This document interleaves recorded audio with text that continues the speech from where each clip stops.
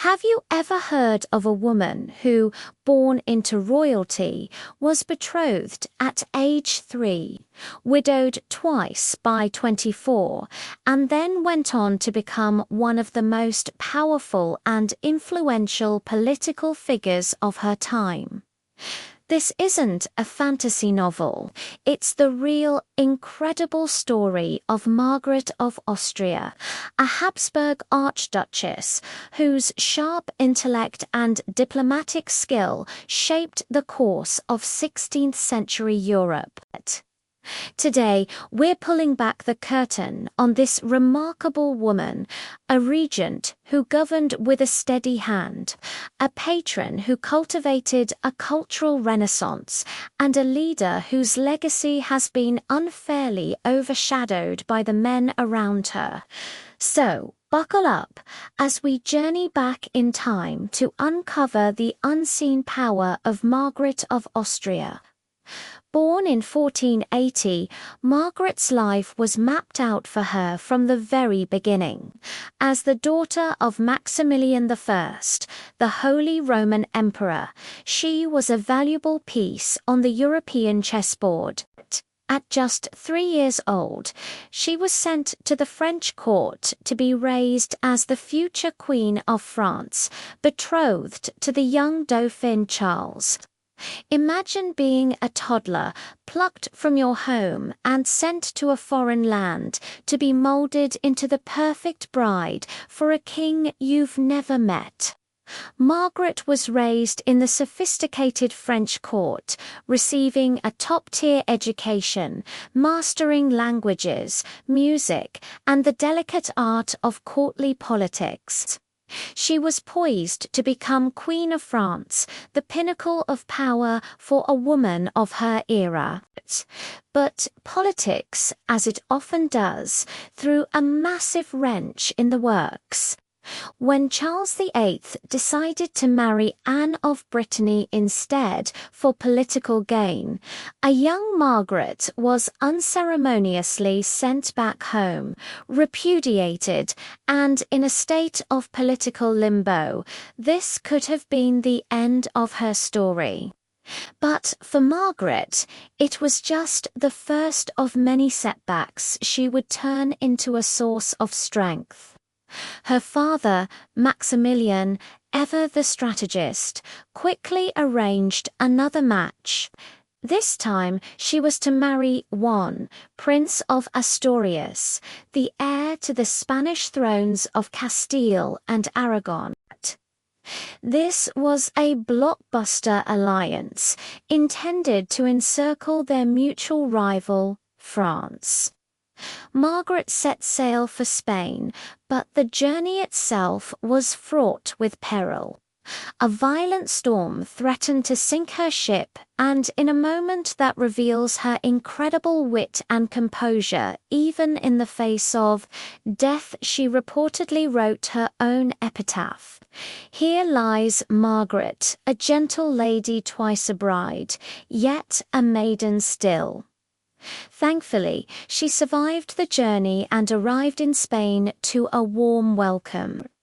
Her marriage to Prince Juan was, by all accounts, a genuine love match.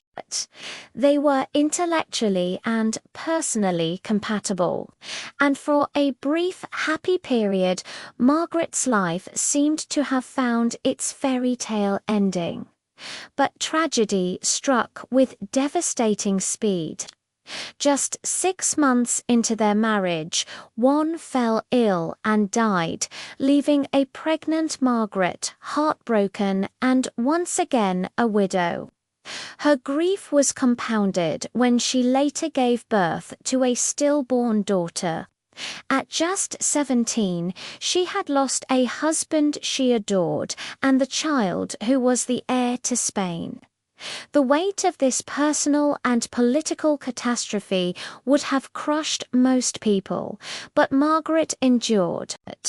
Returning to her homeland in the Low Countries, it seemed her life of political significance might be over. But fate and her father's political maneuvering had other plans. A third marriage was arranged, this time to Philibert II, the Duke of Savoy. Again, Margaret found happiness. She and Philibert shared a deep affection, and for 3 years she embraced her role as Duchess, enjoying a period of relative peace. But her happiness was tragically short-lived. In 1504, Philibert died after a short illness, leaving Margaret a widow for the second time at the age of 24. Utterly devastated, she vowed never to marry again. She cut her hair, wore widow's black for the rest of her life, and adopted the motto "Fortune in fortune." Forte una, fortune and misfortune make one strong. This wasn't a surrender, it was a declaration of independence. She was done being a pawn. From now on, she would be a player. And what a player she became. In 1507, her father, Maximilian, recognized her sharp mind and political acumen.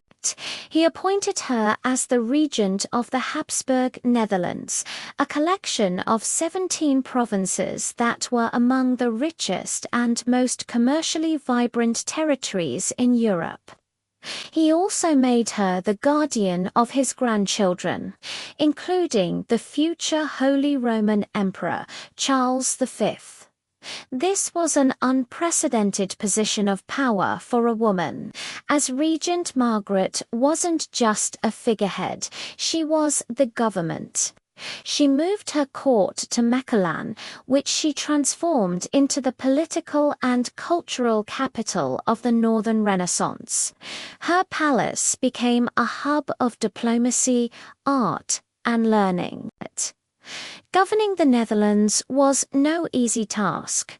It was a complex patchwork of cities and nobles, all fiercely protective of their own rights and privileges. Margaret had to navigate internal rebellions, negotiate complex trade deals, and fend off the ambitions of neighboring kingdoms, particularly France. She proved to be a master negotiator. She understood the power of diplomacy over warfare, often using her personal connections and keen intellect to outmaneuver her opponents. One of her greatest triumphs was the Treaty of Cambrai in 1529, also known as the Ladies' Peace. For years, her nephew, Emperor Charles V, and the King of France had been locked in a bitter war. The negotiations had stalled, so Margaret, representing the Holy Roman Empire, and Louise of Savoy, the mother of the French king, stepped in. These two powerful women, who knew each other from Margaret's childhood in the French court, hammered out a peace agreement where the men had failed. It was a stunning diplomatic achievement that brought a temporary but much-needed peace to Europe, all orchestrated by a woman who had once been cast aside by the French monarchy. Beyond her political prowess, Margaret was a formidable patron of the arts. Having received a world-class humanist education, she had a deep appreciation for culture. Her court in Mechlin attracted some of the greatest artists, musicians, and thinkers of the age. She commissioned magnificent tapestries, illuminated manuscripts, and paintings by masters like Bernard van Orley. Her personal library was one of the finest in Europe, filled with works of poetry, history, and philosophy. She wasn't just collecting art, she was using it to project an image of power, sophistication, and Habsburg prestige. Her patronage helped fuel the Northern Renaissance, leaving an indelible mark on European culture. She understood that power wasn't just about armies and treaties. It was also about shaping the hearts and minds of the people through art and ideas. Perhaps Margaret's most enduring legacy, however, was her role as a mentor. She was entrusted with the education of her nephew, Charles, and his sisters.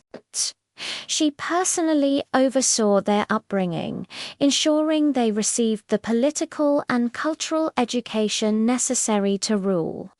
She instilled in young Charles a deep sense of duty and a sophisticated understanding of European politics. Her letters to him are filled with shrewd advice on statecraft, diplomacy, and leadership. When Charles came of age and became the most powerful ruler in Europe, it was Margaret's wisdom that echoed in his decisions. She had not only governed his lands in his absence, but had also molded the emperor himself. He trusted her implicitly, relying on her as his most valued advisor until the day she died. She was, in essence, the architect of his reign. Margaret of Austria died in 1530, having served as regent for over 2 decades. She had navigated treacherous political waters, held together a fractious territory, negotiated peace, and fostered a cultural golden age. She did all this as a woman in a man's world, a twice-widowed duchess who refused to be defined by her tragedies.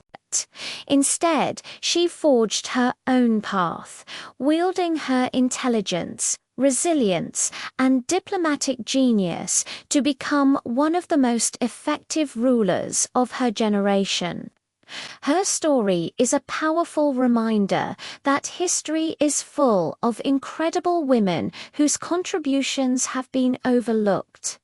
Margaret wasn't just a regent, she was a stateswoman, a peacemaker, a patron, and a mentor who profoundly shaped the political and cultural landscape of 16th century Europe.